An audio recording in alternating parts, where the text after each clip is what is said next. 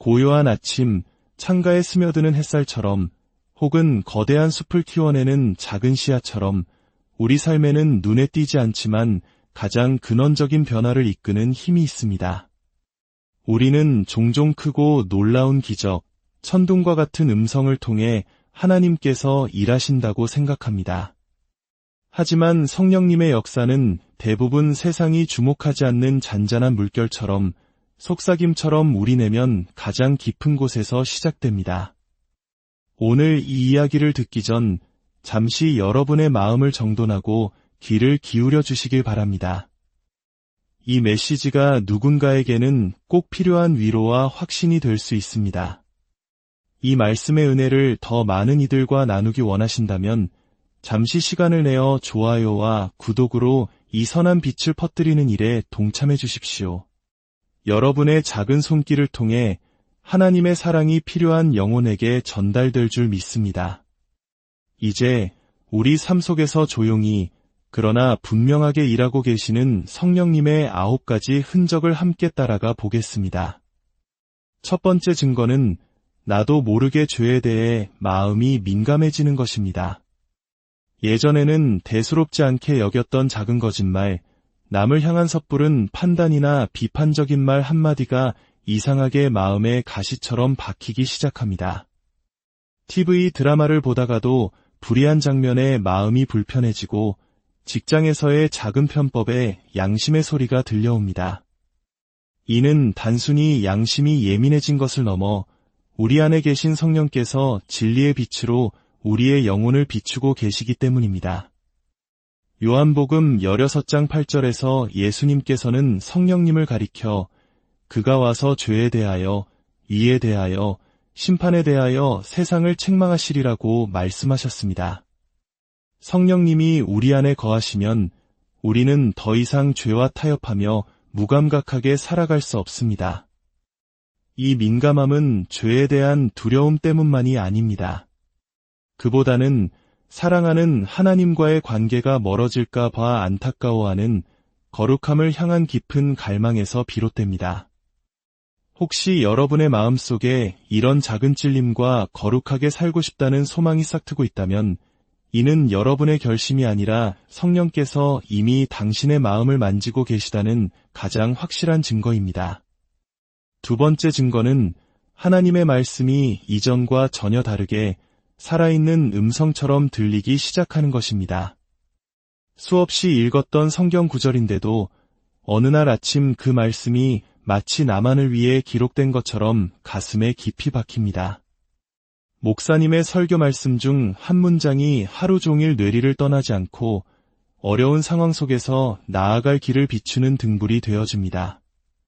때로는 말씀을 읽다가 나도 모르게 눈물이 흐르고 때로는 말씀 앞에서 무릎 꿇고 싶은 경외감이 온몸을 감쌉니다. 히브리서 4장 12절은 말씀합니다.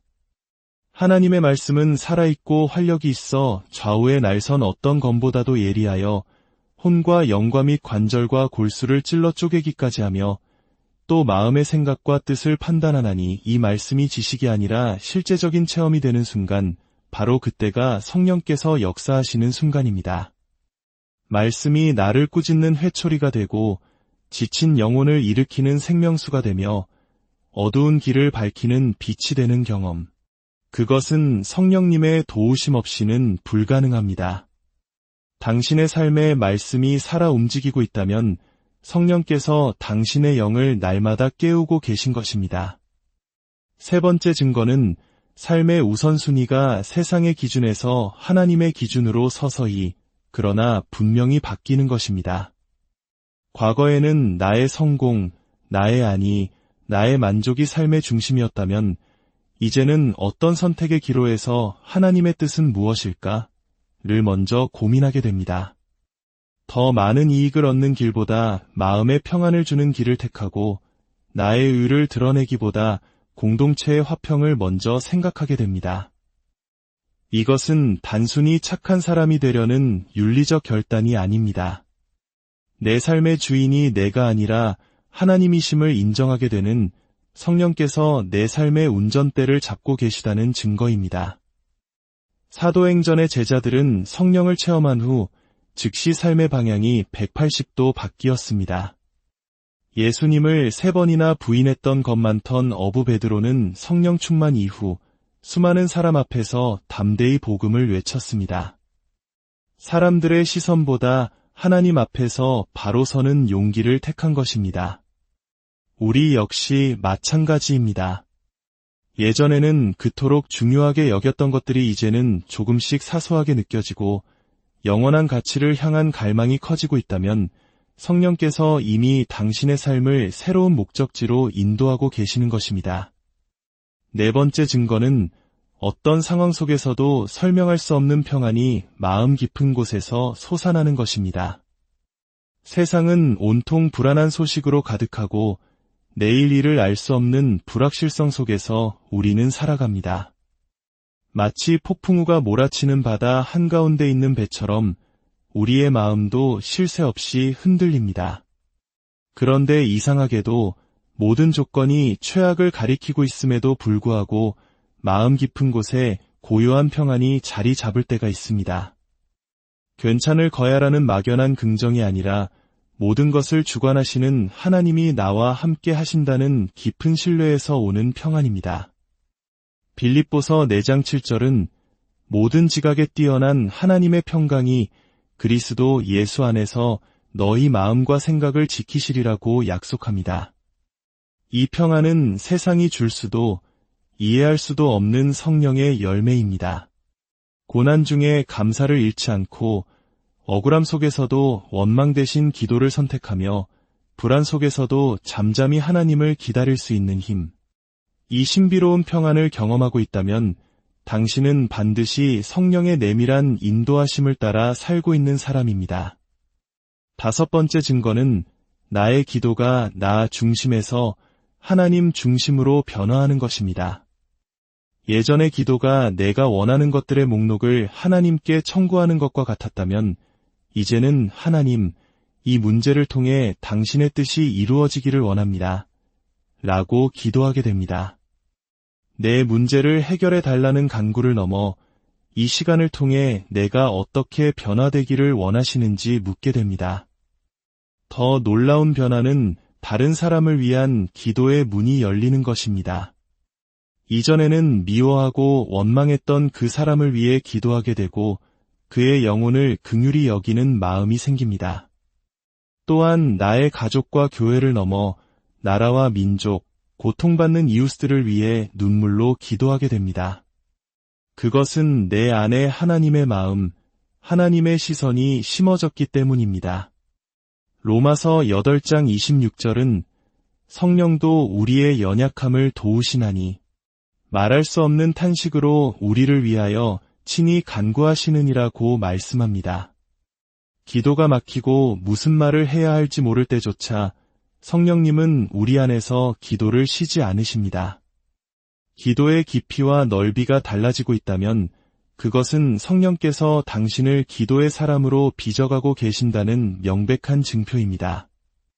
6번째 증거는 도저히 용서할 수 없었던 사람을 향해 마음이 움직이기 시작하는 것입니다. 우리 마음속에는 오랫동안 풀리지 않는 응어리, 즉 한 과 같은 깊은 상처가 있을 수 있습니다. 생각만 해도 분노가 치밀고 다시는 보고 싶지 않은 그 사람, 내 힘으로는 결코 용서할 수 없을 것 같던 그 사람을 위해 어느 날 문득 기도하고 있는 자신을 발견합니다. 처음에는 억지로 시작한 기도일지라도 어느 순간 그 사람의 아픔이 느껴지고 그를 불쌍히 여기는 마음이 듭니다. 이것은 감정의 변화를 넘어선 영적인 사건입니다. 에스겔 36장 26절의 약속처럼 하나님께서 성령을 통해 우리의 굳은 마음을 제거하시고 부드러운 마음을 주셨기 때문입니다. 복수를 꿈꾸던 마음자리에 화평을 구하는 마음이 억울함을 주장하던 자리에 긍휼을 구하는 마음이 들어섭니다. 이 놀라운 변화는 내 의지가 아닌 성령께서 내 안에서 단단하게 엉킨 상처를 부드럽게 풀고 계시다는 증거입니다. 관계의 회복이야말로 눈에 보이지 않는 가장 위대한 기적이며 성령께서 하시는 가장 깊고 놀라운 역사입니다. 7번째 증거는 환경과 상관없이 솟아나는 이해할 수 없는 기쁨입니다. 세상이 말하는 기쁨은 조건에 달려 있습니다. 좋은 일이 생길 때, 성공할 때, 칭찬받을 때 기쁘다고 말합니다. 하지만 성령이 주시는 기쁨, 즉 희락은 그런 외부 조건에 좌우되지 않습니다. 현실은 여전히 고되고 상황은 나아진 것이 없는데도 문득 하늘이 너무 아름답게 느껴지고 길가에 핀 작은 꽃 한 송이에 감사한 마음이 듭니다. 혼자 흥얼거리는 찬양에 가슴이 벅차오르고 하나님 감사합니다 라는 고백이 절로 터져나옵니다. 이것이 바로 갈라디아서 5장에서 말하는 성령의 9가지 열매 중 하나인 희락입니다. 이 기쁨은 눈물 속에서도 피어나고 외로움 속에서도 웃게 하며 절망의 끝에서 소망을 보게 하는 힘이 있습니다. 하나님이 나와 함께 하신다는 사실 하나만으로 만족하고 기뻐할 수 있다면 당신은 이미 성령의 사람입니다. 이 기쁨은 세상의 그 어떤 것으로도 빼앗을 수 없는 당신의 영혼에 깊이 뿌리내린 생명수와 같습니다. 8번째 증거는 고난 속에서도 믿음을 잃지 않고 끝까지 견뎌내는 인내의 힘이 생기는 것입니다. 우리의 믿음은 평안할 때가 아니라 고난의 풀무불 속에서 그 진가가 드러납니다. 예전 같았으면 쉽게 좌절하고 포기했을 상황 속에서 이제는 잠잠히 하나님의 때를 기다릴 줄 알게 됩니다. 당장 길이 보이지 않아도 원망하지 않고 오히려 이 시련을 통해 나를 더욱 단단하게 만드실 하나님을 신뢰하게 됩니다. 야고보서 1장 3절은 너희 믿음의 시련이 인내를 만들어내는 줄 너희가 알미라고 말합니다.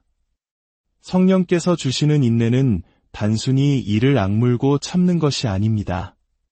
그것은 소망에 기반한 적극적인 기다림입니다. 이 인내는 우리를 연단하여 하나님의 성품을 담게 하고 결국에는 소망을 이루게 합니다. 혹시 지금 끝이 보이지 않는 터널을 지나고 계십니까? 그럼에도 불구하고 믿음의 끈을 놓지 않고 있다면 그것은 당신이 강해서가 아니라 성령께서 당신을 강하게 붙들고 계시다는 살아있는 증거입니다. 마지막 9번째 증거는 아주 사소한 일상의 선택까지도 하나님께 묻고 싶어지는 마음입니다. 인생의 큰 결정뿐만 아니라 오늘 누구를 만나 무슨 말을 할지, 남은 시간을 어떻게 사용할지 등 아주 평범하고 사소한 선택 앞에서도 잠시 멈추어 하나님의 뜻을 구하게 됩니다. 주님, 이것이 주님이 기뻐하시는 방향일까요? 이 작은 질문이 습관이 될 때 우리의 삶은 비로소 하나님과 동행하는 삶이 됩니다. 성령님은 우리의 일상과 동떨어진 분이 아니십니다. 그분은 우리의 모든 순간에 함께 하시며 가장 섬세한 방식으로 우리의 걸음을 인도하십니다. 내 생각과 계획을 내려놓고 매 순간 성령님의 인도하심에 민감하게 반응하려는 마음. 그 겸손한 태도 안에 성령님의 임재가 가장 확실하게 새겨져 있습니다. 사랑하는 여러분, 성령님의 역사는 이처럼 거창한 사건이 아니라 우리의 마음과 생각, 말과 행동, 관계와 기도의 작은 변화 속에서 드러납니다. 그분은 결코 멀리 계시지 않고 지금 이 순간에도 우리 각자의 삶 속에서 조용히 그러나 위대하게 일하고 계십니다. 오늘 나눈 9가지 증거들 속에서 당신의 모습을 발견하셨다면 당신은 결코 혼자가 아님을 기억하십시오. 이 말씀이 당신의 영혼에 깊은 울림을 주었다면 댓글에 아멘으로 함께 화답해 주십시오. 그리고 이 은혜의 메시지를 주변에 사랑하는 이들과 나누어 주십시오. 보이지 않는 곳에서 우리를 빚으시고 인도하시는 성령님의 놀라운 사랑과 평강이 이 영상을 보고 듣는 모든 분들의 삶 위에 충만하게 임하시기를 간절히. 고요한 아침, 창가에 스며드는 햇살처럼 혹은 거대한 숲을 키워내는 작은 씨앗처럼 우리 삶에는 눈에 띄지 않지만 가장 근원적인 변화를 이끄는 힘이 있습니다. 우리는 종종 크고 놀라운 기적, 천둥과 같은 음성을 통해 하나님께서 일하신다고 생각합니다. 하지만 성령님의 역사는 대부분 세상이 주목하지 않는 잔잔한 물결처럼 속삭임처럼 우리 내면 가장 깊은 곳에서 시작됩니다. 오늘 이 이야기를 듣기 전 잠시 여러분의 마음을 정돈하고 귀를 기울여 주시길 바랍니다. 이 메시지가 누군가에게는 꼭 필요한 위로와 확신이 될 수 있습니다. 이 말씀의 은혜를 더 많은 이들과 나누기 원하신다면 잠시 시간을 내어 좋아요와 구독으로 이 선한 빛을 퍼뜨리는 일에 동참해 주십시오. 여러분의 작은 손길을 통해 하나님의 사랑이 필요한 영혼에게 전달될 줄 믿습니다. 이제 우리 삶 속에서 조용히 그러나 분명하게 일하고 계시는 성령님의 9가지 흔적을 함께 따라가 보겠습니다. 첫 번째 증거는 나도 모르게 죄에 대해 마음이 민감해지는 것입니다. 예전에는 대수롭지 않게 여겼던 작은 거짓말, 남을 향한 섣부른 판단이나 비판적인 말 한마디가 이상하게 마음에 가시처럼 박히기 시작합니다. TV 드라마를 보다가도 불의한 장면에 마음이 불편해지고 직장에서의 작은 편법에 양심의 소리가 들려옵니다. 이는 단순히 양심이 예민해진 것을 넘어 우리 안에 계신 성령께서 진리의 빛으로 우리의 영혼을 비추고 계시기 때문입니다. 요한복음 16장 8절에서 예수님께서는 성령님을 가리켜 그가 와서 죄에 대하여, 의에 대하여, 심판에 대하여 세상을 책망하시리라고 말씀하셨습니다. 성령님이 우리 안에 거하시면 우리는 더 이상 죄와 타협하며 무감각하게 살아갈 수 없습니다. 이 민감함은 죄에 대한 두려움 때문만이 아닙니다. 그보다는 사랑하는 하나님과의 관계가 멀어질까 봐 안타까워하는 거룩함을 향한 깊은 갈망에서 비롯됩니다. 혹시 여러분의 마음속에 이런 작은 찔림과 거룩하게 살고 싶다는 소망이 싹트고 있다면 이는 여러분의 결심이 아니라 성령께서 이미 당신의 마음을 만지고 계시다는 가장 확실한 증거입니다.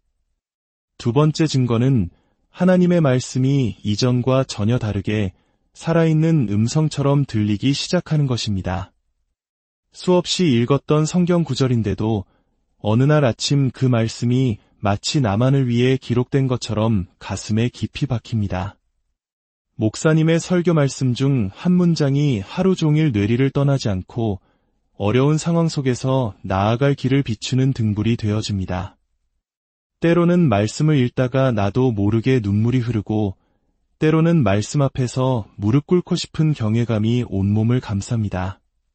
히브리서 4장 12절은 말씀합니다. 하나님의 말씀은 살아있고 활력이 있어 좌우의 날선 어떤 검보다도 예리하여 혼과 영과 및 관절과 골수를 찔러 쪼개기까지 하며 또 마음의 생각과 뜻을 판단하나니 이 말씀이 지식이 아니라 실제적인 체험이 되는 순간 바로 그때가 성령께서 역사하시는 순간입니다. 말씀이 나를 꾸짖는 회초리가 되고 지친 영혼을 일으키는 생명수가 되며 어두운 길을 밝히는 빛이 되는 경험. 그것은 성령님의 도우심 없이는 불가능합니다. 당신의 삶에 말씀이 살아 움직이고 있다면 성령께서 당신의 영을 날마다 깨우고 계신 것입니다. 세 번째 증거는 삶의 우선순위가 세상의 기준에서 하나님의 기준으로 서서히 그러나 분명히 바뀌는 것입니다. 과거에는 나의 성공, 나의 안위, 나의 만족이 삶의 중심이었다면 이제는 어떤 선택의 기로에서 하나님의 뜻은 무엇일까? 를 먼저 고민하게 됩니다. 더 많은 이익을 얻는 길보다 마음의 평안을 주는 길을 택하고 나의 의를 드러내기보다 공동체의 화평을 먼저 생각하게 됩니다. 이것은 단순히 착한 사람이 되려는 윤리적 결단이 아닙니다. 내 삶의 주인이 내가 아니라 하나님이심을 인정하게 되는 성령께서 내 삶의 운전대를 잡고 계시다는 증거입니다. 사도행전의 제자들은 성령을 체험한 후 즉시 삶의 방향이 180도 바뀌었습니다. 예수님을 3번이나 부인했던 것만 턴 어부 베드로는 성령 충만 이후 수많은 사람 앞에서 담대히 복음을 외쳤습니다. 사람들의 시선보다 하나님 앞에서 바로 서는 용기를 택한 것입니다. 우리 역시 마찬가지입니다. 예전에는 그토록 중요하게 여겼던 것들이 이제는 조금씩 사소하게 느껴지고 영원한 가치를 향한 갈망이 커지고 있다면 성령께서 이미 당신의 삶을 새로운 목적지로 인도하고 계시는 것입니다. 네 번째 증거는 어떤 상황 속에서도 설명할 수 없는 평안이 마음 깊은 곳에서 솟아나는 것입니다. 세상은 온통 불안한 소식으로 가득하고 내일 일을 알 수 없는 불확실성 속에서 우리는 살아갑니다. 마치 폭풍우가 몰아치는 바다 한가운데 있는 배처럼 우리의 마음도 쉴 새 없이 흔들립니다. 그런데 이상하게도 모든 조건이 최악을 가리키고 있음에도 불구하고 마음 깊은 곳에 고요한 평안이 자리 잡을 때가 있습니다. 괜찮을 거야라는 막연한 긍정이 아니라 모든 것을 주관하시는 하나님이 나와 함께 하신다는 깊은 신뢰에서 오는 평안입니다. 빌립보서 4장 7절은 모든 지각에 뛰어난 하나님의 평강이 그리스도 예수 안에서 너희 마음과 생각을 지키시리라고 약속합니다. 이 평안은 세상이 줄 수도 이해할 수도 없는 성령의 열매입니다. 고난 중에 감사를 잃지 않고 억울함 속에서도 원망 대신 기도를 선택하며 불안 속에서도 잠잠히 하나님을 기다릴 수 있는 힘. 이 신비로운 평안을 경험하고 있다면 당신은 반드시 성령의 내밀한 인도하심을 따라 살고 있는 사람입니다. 다섯 번째 증거는 나의 기도가 나 중심에서 하나님 중심으로 변화하는 것입니다. 예전의 기도가 내가 원하는 것들의 목록을 하나님께 청구하는 것과 같았다면 이제는 하나님, 이 문제를 통해 당신의 뜻이 이루어지기를 원합니다. 라고 기도하게 됩니다. 내 문제를 해결해 달라는 간구를 넘어 이 시간을 통해 내가 어떻게 변화되기를 원하시는지 묻게 됩니다. 더 놀라운 변화는 다른 사람을 위한 기도의 문이 열리는 것입니다. 이전에는 미워하고 원망했던 그 사람을 위해 기도하게 되고 그의 영혼을 긍휼히 여기는 마음이 생깁니다. 또한 나의 가족과 교회를 넘어 나라와 민족, 고통받는 이웃들을 위해 눈물로 기도하게 됩니다. 그것은 내 안에 하나님의 마음, 하나님의 시선이 심어졌기 때문입니다. 로마서 8장 26절은 성령도 우리의 연약함을 도우시나니 말할 수 없는 탄식으로 우리를 위하여 친히 간구하시느니라고 말씀합니다. 기도가 막히고 무슨 말을 해야 할지 모를 때조차 성령님은 우리 안에서 기도를 쉬지 않으십니다. 기도의 깊이와 넓이가 달라지고 있다면 그것은 성령께서 당신을 기도의 사람으로 빚어가고 계신다는 명백한 증표입니다. 여섯 번째 증거는 도저히 용서할 수 없었던 사람을 향해 마음이 움직이기 시작하는 것입니다. 우리 마음속에는 오랫동안 풀리지 않는 응어리, 즉 한과 같은 깊은 상처가 있을 수 있습니다. 생각만 해도 분노가 치밀고 다시는 보고 싶지 않은 그 사람, 내 힘으로는 결코 용서할 수 없을 것 같던 그 사람을 위해 어느 날 문득 기도하고 있는 자신을 발견합니다. 처음에는 억지로 시작한 기도일지라도 어느 순간 그 사람의 아픔이 느껴지고 그를 불쌍히 여기는 마음이 듭니다. 이것은 감정의 변화를 넘어선 영적인 사건입니다. 에스겔 36장 26절의 약속처럼 하나님께서 성령을 통해 우리의 굳은 마음을 제거하시고 부드러운 마음을 주셨기 때문입니다. 복수를 꿈꾸던 마음자리에 화평을 구하는 마음이 억울함을 주장하던 자리에 긍휼을 구하는 마음이 들어섭니다. 이 놀라운 변화는 내 의지가 아닌 성령께서 내 안에서 단단하게 엉킨 상처를 부드럽게 풀고 계시다는 증거입니다. 관계의 회복이야말로 눈에 보이지 않는 가장 위대한 기적이며 성령께서 하시는 가장 깊고 놀라운 역사입니다. 일곱 번째 증거는 환경과 상관없이 솟아나는 이해할 수 없는 기쁨입니다. 세상이 말하는 기쁨은 조건에 달려 있습니다. 좋은 일이 생길 때, 성공할 때, 칭찬받을 때 기쁘다고 말합니다. 하지만 성령이 주시는 기쁨, 즉 희락은 그런 외부 조건에 좌우되지 않습니다. 현실은 여전히 고되고 상황은 나아진 것이 없는데도 문득 하늘이 너무 아름답게 느껴지고 길가에 핀 작은 꽃 한 송이에 감사한 마음이 듭니다. 혼자 흥얼거리는 찬양에 가슴이 벅차오르고 하나님 감사합니다 라는 고백이 절로 터져나옵니다. 이것이 바로 갈라디아서 5장에서 말하는 성령의 9가지 열매 중 하나인 희락입니다. 이 기쁨은 눈물 속에서도 피어나고 외로움 속에서도 웃게 하며 절망의 끝에서 소망을 보게 하는 힘이 있습니다. 하나님이 나와 함께 하신다는 사실 하나만으로 만족하고 기뻐할 수 있다면 당신은 이미 성령의 사람입니다. 이 기쁨은 세상의 그 어떤 것으로도 빼앗을 수 없는 당신의 영혼에 깊이 뿌리내린 생명수와 같습니다. 8번째 증거는 고난 속에서도 믿음을 잃지 않고 끝까지 견뎌내는 인내의 힘이 생기는 것입니다. 우리의 믿음은 평안할 때가 아니라 고난의 풀무불 속에서 그 진가가 드러납니다. 예전 같았으면 쉽게 좌절하고 포기했을 상황 속에서 이제는 잠잠히 하나님의 때를 기다릴 줄 알게 됩니다. 당장 길이 보이지 않아도 원망하지 않고 오히려 이 시련을 통해 나를 더욱 단단하게 만드실 하나님을 신뢰하게 됩니다. 야고보서 1장 3절은 너희 믿음의 시련이 인내를 만들어내는 줄 너희가 알미라고 말합니다. 성령께서 주시는 인내는 단순히 이를 악물고 참는 것이 아닙니다. 그것은 소망에 기반한 적극적인 기다림입니다. 이 인내는 우리를 연단하여 하나님의 성품을 담게 하고 결국에는 소망을 이루게 합니다. 혹시 지금 끝이 보이지 않는 터널을 지나고 계십니까?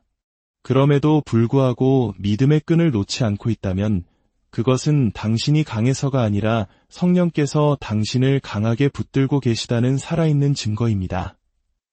마지막 9번째 증거는 아주 사소한 일상의 선택까지도 하나님께 묻고 싶어지는 마음입니다.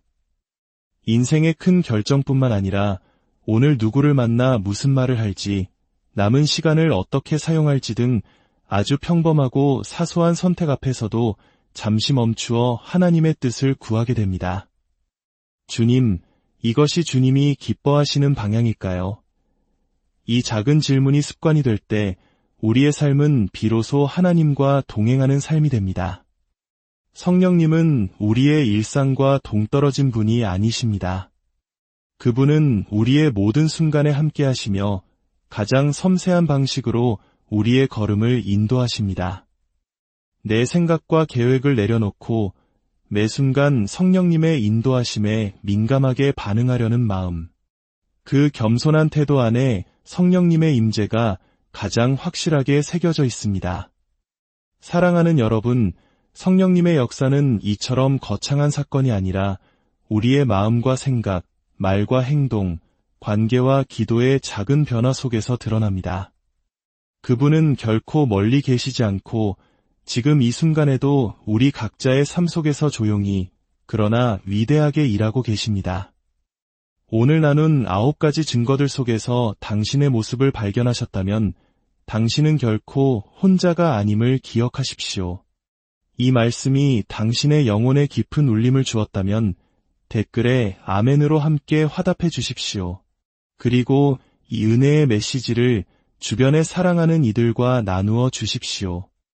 보이지 않는 곳에서 우리를 빚으시고 인도하시는 성령님의 놀라운 사랑과 평강이 이 영상을 보고 듣는 모든 분들의 삶 위에 충만하게 임하시기를 간절히. 고요한 아침, 창가에 스며드는 햇살처럼 혹은 거대한 숲을 키워내는 작은 씨앗처럼 우리 삶에는 눈에 띄지 않지만 가장 근원적인 변화를 이끄는 힘이 있습니다.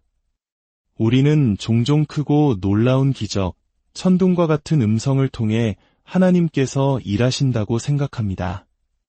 하지만 성령님의 역사는 대부분 세상이 주목하지 않는 잔잔한 물결처럼 속삭임처럼 우리 내면 가장 깊은 곳에서 시작됩니다.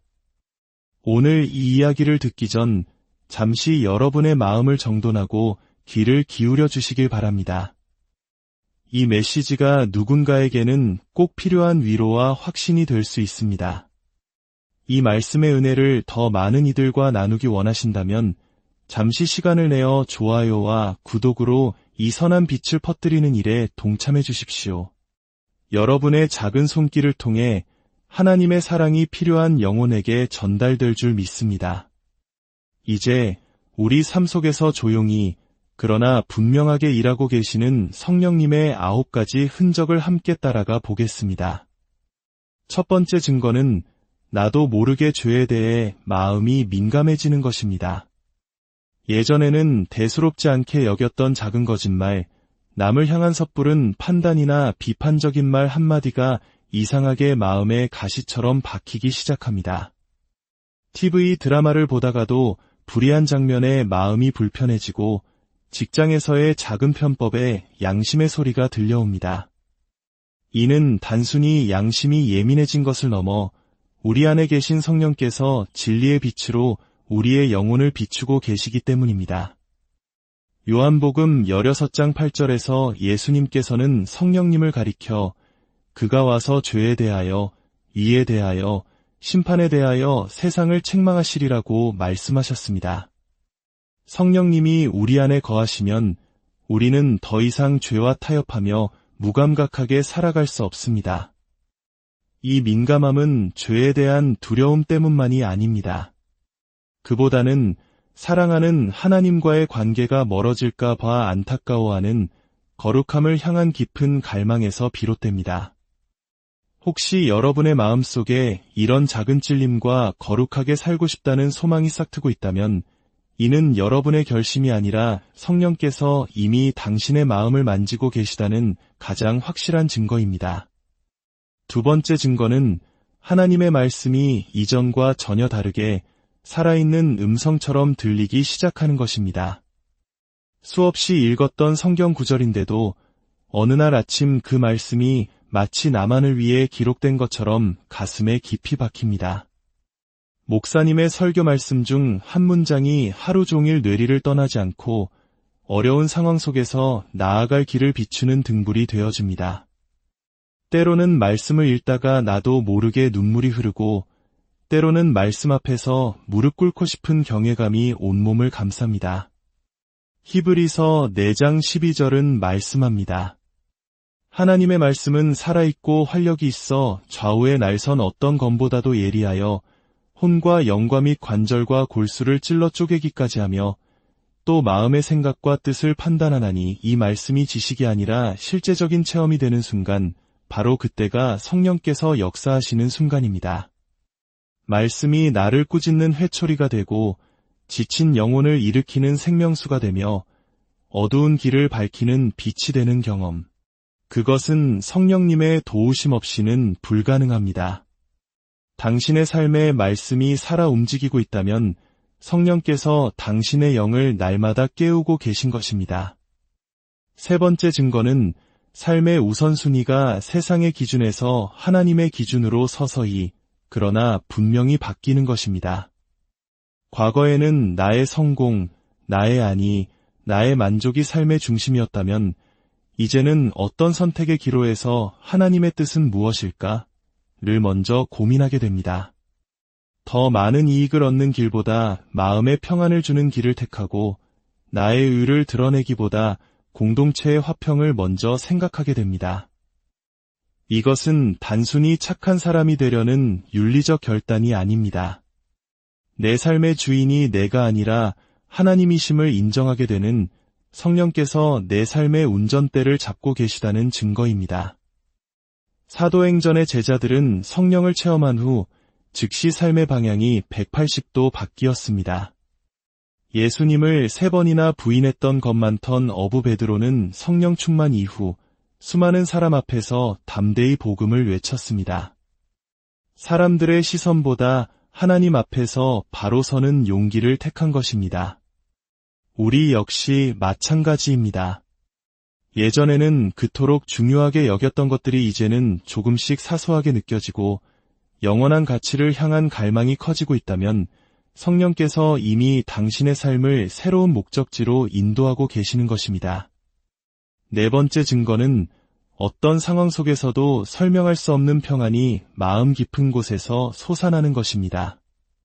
세상은 온통 불안한 소식으로 가득하고 내일 일을 알 수 없는 불확실성 속에서 우리는 살아갑니다. 마치 폭풍우가 몰아치는 바다 한가운데 있는 배처럼 우리의 마음도 쉴 새 없이 흔들립니다.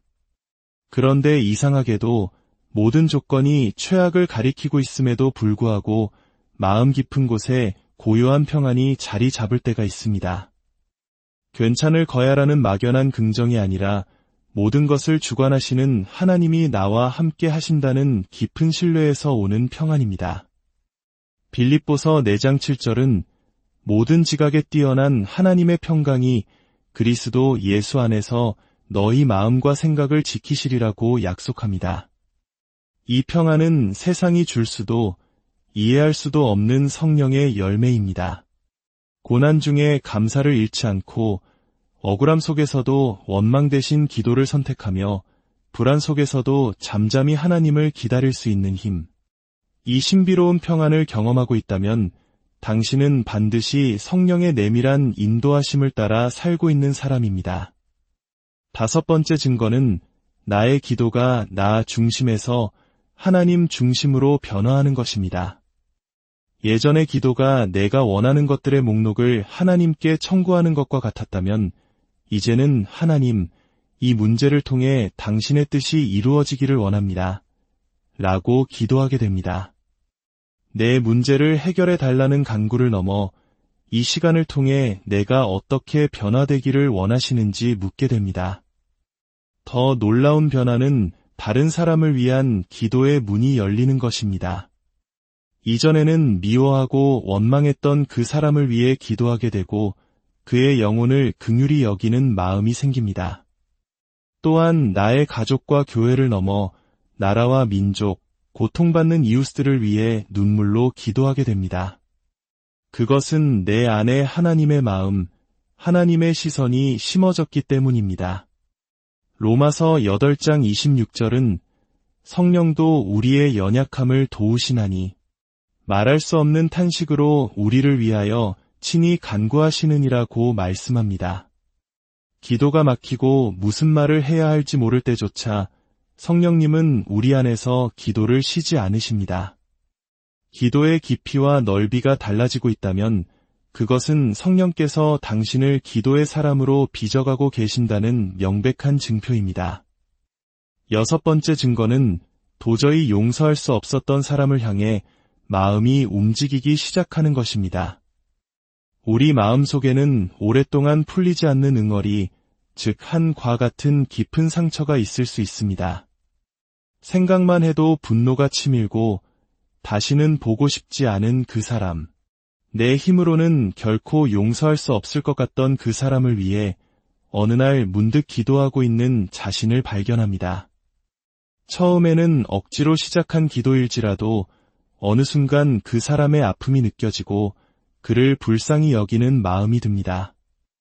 이것은 감정의 변화를 넘어선 영적인 사건입니다. 에스겔 36장 26절의 약속처럼 하나님께서 성령을 통해 우리의 굳은 마음을 제거하시고 부드러운 마음을 주셨기 때문입니다. 복수를 꿈꾸던 마음자리에 화평을 구하는 마음이 억울함을 주장하던 자리에 긍휼을 구하는 마음이 들어섭니다. 이 놀라운 변화는 내 의지가 아닌 성령께서 내 안에서 단단하게 엉킨 상처를 부드럽게 풀고 계시다는 증거입니다. 관계의 회복이야말로 눈에 보이지 않는 가장 위대한 기적이며 성령께서 하시는 가장 깊고 놀라운 역사입니다. 일곱 번째 증거는 환경과 상관없이 솟아나는 이해할 수 없는 기쁨입니다. 세상이 말하는 기쁨은 조건에 달려 있습니다. 좋은 일이 생길 때, 성공할 때, 칭찬받을 때 기쁘다고 말합니다. 하지만 성령이 주시는 기쁨, 즉 희락은 그런 외부 조건에 좌우되지 않습니다. 현실은 여전히 고되고 상황은 나아진 것이 없는데도 문득 하늘이 너무 아름답게 느껴지고 길가에 핀 작은 꽃 한 송이에 감사한 마음이 듭니다. 혼자 흥얼거리는 찬양에 가슴이 벅차오르고 하나님 감사합니다 라는 고백이 절로 터져나옵니다. 이것이 바로 갈라디아서 5장에서 말하는 성령의 9가지 열매 중 하나인 희락입니다. 이 기쁨은 눈물 속에서도 피어나고 외로움 속에서도 웃게 하며 절망의 끝에서 소망을 보게 하는 힘이 있습니다. 하나님이 나와 함께 하신다는 사실 하나만으로 만족하고 기뻐할 수 있다면 당신은 이미 성령의 사람입니다. 이 기쁨은 세상의 그 어떤 것으로도 빼앗을 수 없는 당신의 영혼에 깊이 뿌리내린 생명수와 같습니다. 8번째 증거는 고난 속에서도 믿음을 잃지 않고 끝까지 견뎌내는 인내의 힘이 생기는 것입니다. 우리의 믿음은 평안할 때가 아니라 고난의 풀무불 속에서 그 진가가 드러납니다. 예전 같았으면 쉽게 좌절하고 포기했을 상황 속에서 이제는 잠잠히 하나님의 때를 기다릴 줄 알게 됩니다. 당장 길이 보이지 않아도 원망하지 않고 오히려 이 시련을 통해 나를 더욱 단단하게 만드실 하나님을 신뢰하게 됩니다. 야고보서 1장 3절은 너희 믿음의 시련이 인내를 만들어내는 줄 너희가 알미라고 말합니다. 성령께서 주시는 인내는 단순히 이를 악물고 참는 것이 아닙니다. 그것은 소망에 기반한 적극적인 기다림입니다. 이 인내는 우리를 연단하여 하나님의 성품을 담게 하고 결국에는 소망을 이루게 합니다. 혹시 지금 끝이 보이지 않는 터널을 지나고 계십니까? 그럼에도 불구하고 믿음의 끈을 놓지 않고 있다면 그것은 당신이 강해서가 아니라 성령께서 당신을 강하게 붙들고 계시다는 살아있는 증거입니다. 마지막 9번째 증거는 아주 사소한 일상의 선택까지도 하나님께 묻고 싶어지는 마음입니다. 인생의 큰 결정뿐만 아니라 오늘 누구를 만나 무슨 말을 할지, 남은 시간을 어떻게 사용할지 등 아주 평범하고 사소한 선택 앞에서도 잠시 멈추어 하나님의 뜻을 구하게 됩니다. 주님, 이것이 주님이 기뻐하시는 방향일까요? 이 작은 질문이 습관이 될 때 우리의 삶은 비로소 하나님과 동행하는 삶이 됩니다. 성령님은 우리의 일상과 동떨어진 분이 아니십니다. 그분은 우리의 모든 순간에 함께 하시며 가장 섬세한 방식으로 우리의 걸음을 인도하십니다. 내 생각과 계획을 내려놓고 매 순간 성령님의 인도하심에 민감하게 반응하려는 마음. 그 겸손한 태도 안에 성령님의 임재가 가장 확실하게 새겨져 있습니다. 사랑하는 여러분, 성령님의 역사는 이처럼 거창한 사건이 아니라 우리의 마음과 생각, 말과 행동, 관계와 기도의 작은 변화 속에서 드러납니다. 그분은 결코 멀리 계시지 않고 지금 이 순간에도 우리 각자의 삶 속에서 조용히 그러나 위대하게 일하고 계십니다. 오늘 나눈 9가지 증거들 속에서 당신의 모습을 발견하셨다면 당신은 결코 혼자가 아님을 기억하십시오. 이 말씀이 당신의 영혼에 깊은 울림을 주었다면 댓글에 아멘으로 함께 화답해 주십시오. 그리고 이 은혜의 메시지를 주변에 사랑하는 이들과 나누어 주십시오. 보이지 않는 곳에서 우리를 빚으시고 인도하시는 성령님의 놀라운 사랑과 평강이 이 영상을 보고 듣는 모든 분들의 삶 위에 충만하게 임하시기를 간절히. 고요한 아침, 창가에 스며드는 햇살처럼 혹은 거대한 숲을 키워내는 작은 씨앗처럼 우리 삶에는 눈에 띄지 않지만 가장 근원적인 변화를 이끄는 힘이 있습니다. 우리는 종종 크고 놀라운 기적, 천둥과 같은 음성을 통해 하나님께서 일하신다고 생각합니다. 하지만 성령님의 역사는 대부분 세상이 주목하지 않는 잔잔한 물결처럼 속삭임처럼 우리 내면 가장 깊은 곳에서 시작됩니다. 오늘 이 이야기를 듣기 전 잠시 여러분의 마음을 정돈하고 귀를 기울여 주시길 바랍니다. 이 메시지가 누군가에게는 꼭 필요한 위로와 확신이 될 수 있습니다. 이 말씀의 은혜를 더 많은 이들과 나누기 원하신다면 잠시 시간을 내어 좋아요와 구독으로 이 선한 빛을 퍼뜨리는 일에 동참해 주십시오. 여러분의 작은 손길을 통해 하나님의 사랑이 필요한 영혼에게 전달될 줄 믿습니다. 이제 우리 삶 속에서 조용히 그러나 분명하게 일하고 계시는 성령님의 9가지 흔적을 함께 따라가 보겠습니다. 첫 번째 증거는 나도 모르게 죄에 대해 마음이 민감해지는 것입니다. 예전에는 대수롭지 않게 여겼던 작은 거짓말, 남을 향한 섣부른 판단이나 비판적인 말 한마디가 이상하게 마음에 가시처럼 박히기 시작합니다. TV 드라마를 보다가도 불의한 장면에 마음이 불편해지고 직장에서의 작은 편법에 양심의 소리가 들려옵니다. 이는 단순히 양심이 예민해진 것을 넘어 우리 안에 계신 성령께서 진리의 빛으로 우리의 영혼을 비추고 계시기 때문입니다. 요한복음 16장 8절에서 예수님께서는 성령님을 가리켜 그가 와서 죄에 대하여, 의에 대하여, 심판에 대하여 세상을 책망하시리라고 말씀하셨습니다. 성령님이 우리 안에 거하시면 우리는 더 이상 죄와 타협하며 무감각하게 살아갈 수 없습니다. 이 민감함은 죄에 대한 두려움 때문만이 아닙니다. 그보다는 사랑하는 하나님과의 관계가 멀어질까 봐 안타까워하는 거룩함을 향한 깊은 갈망에서 비롯됩니다. 혹시 여러분의 마음속에 이런 작은 찔림과 거룩하게 살고 싶다는 소망이 싹트고 있다면 이는 여러분의 결심이 아니라 성령께서 이미 당신의 마음을 만지고 계시다는 가장 확실한 증거입니다. 두 번째 증거는 하나님의 말씀이 이전과 전혀 다르게 살아있는 음성처럼 들리기 시작하는 것입니다. 수없이 읽었던 성경 구절인데도 어느 날 아침 그 말씀이 마치 나만을 위해 기록된 것처럼 가슴에 깊이 박힙니다. 목사님의 설교 말씀 중 한 문장이 하루 종일 뇌리를 떠나지 않고 어려운 상황 속에서 나아갈 길을 비추는 등불이 되어줍니다. 때로는 말씀을 읽다가 나도 모르게 눈물이 흐르고 때로는 말씀 앞에서 무릎 꿇고 싶은 경외감이 온몸을 감쌉니다. 히브리서 4장 12절은 말씀합니다.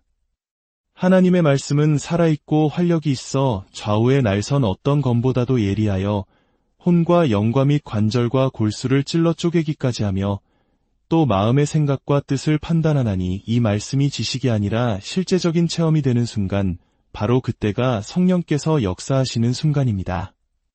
말씀이 나를 꾸짖는 회초리가 되고 지친 영혼을 일으키는 생명수가 되며 어두운 길을 밝히는 빛이 되는 경험. 그것은 성령님의 도우심 없이는 불가능합니다. 당신의 삶에 말씀이 살아 움직이고 있다면 성령께서 당신의 영을 날마다 깨우고 계신 것입니다. 세 번째 증거는 삶의 우선순위가 세상의 기준에서 하나님의 기준으로 서서히 그러나 분명히 바뀌는 것입니다. 과거에는 나의 성공, 나의 안위, 나의 만족이 삶의 중심이었다면 이제는 어떤 선택의 기로에서 하나님의 뜻은 무엇일까? 를 먼저 고민하게 됩니다. 더 많은 이익을 얻는 길보다 마음의 평안을 주는 길을 택하고 나의 의를 드러내기보다 공동체의 화평을 먼저 생각하게 됩니다. 이것은 단순히 착한 사람이 되려는 윤리적 결단이 아닙니다. 내 삶의 주인이 내가 아니라 하나님이심을 인정하게 되는 성령께서 내 삶의 운전대를 잡고 계시다는 증거입니다. 사도행전의 제자들은 성령을 체험한 후 즉시 삶의 방향이 180도 바뀌었습니다. 예수님을 3번이나 부인했던 것 많던 어부 베드로는 성령 충만 이후 수많은 사람 앞에서 담대히 복음을 외쳤습니다. 사람들의 시선보다 하나님 앞에서 바로 서는 용기를 택한 것입니다. 우리 역시 마찬가지입니다. 예전에는 그토록 중요하게 여겼던 것들이 이제는 조금씩 사소하게 느껴지고 영원한 가치를 향한 갈망이 커지고 있다면 성령께서 이미 당신의 삶을 새로운 목적지로 인도하고 계시는 것입니다. 네 번째 증거는 어떤 상황 속에서도 설명할 수 없는 평안이 마음 깊은 곳에서 솟아나는 것입니다.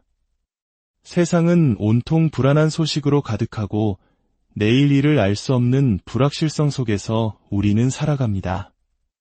마치 폭풍우가 몰아치는 바다 한가운데 있는 배처럼 우리의 마음도 쉴 새 없이 흔들립니다. 그런데 이상하게도 모든 조건이 최악을 가리키고 있음에도 불구하고 마음 깊은 곳에 고요한 평안이 자리 잡을 때가 있습니다.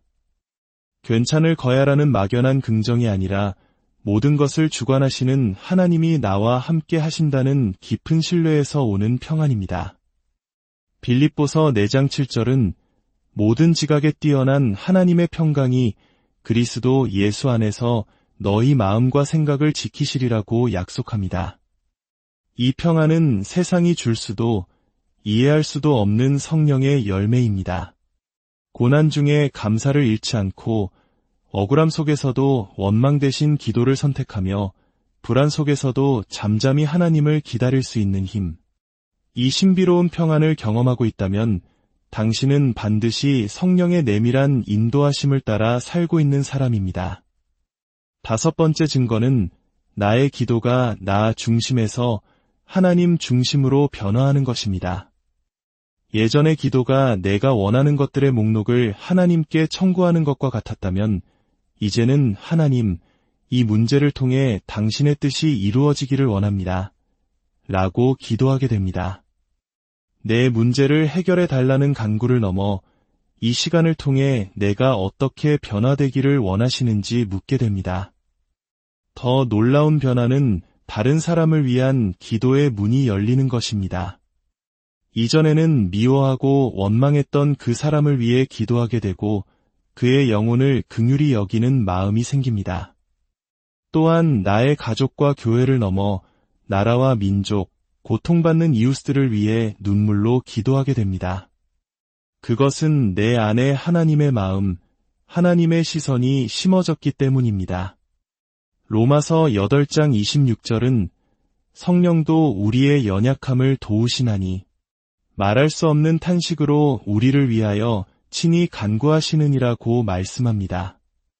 기도가 막히고 무슨 말을 해야 할지 모를 때조차 성령님은 우리 안에서 기도를 쉬지 않으십니다. 기도의 깊이와 넓이가 달라지고 있다면 그것은 성령께서 당신을 기도의 사람으로 빚어가고 계신다는 명백한 증표입니다. 6번째 증거는 도저히 용서할 수 없었던 사람을 향해 마음이 움직이기 시작하는 것입니다. 우리 마음 속에는 오랫동안 풀리지 않는 응어리, 즉 한과 같은 깊은 상처가 있을 수 있습니다. 생각만 해도 분노가 치밀고 다시는 보고 싶지 않은 그 사람, 내 힘으로는 결코 용서할 수 없을 것 같던 그 사람을 위해 어느 날 문득 기도하고 있는 자신을 발견합니다. 처음에는 억지로 시작한 기도일지라도 어느 순간 그 사람의 아픔이 느껴지고 그를 불쌍히 여기는 마음이 듭니다.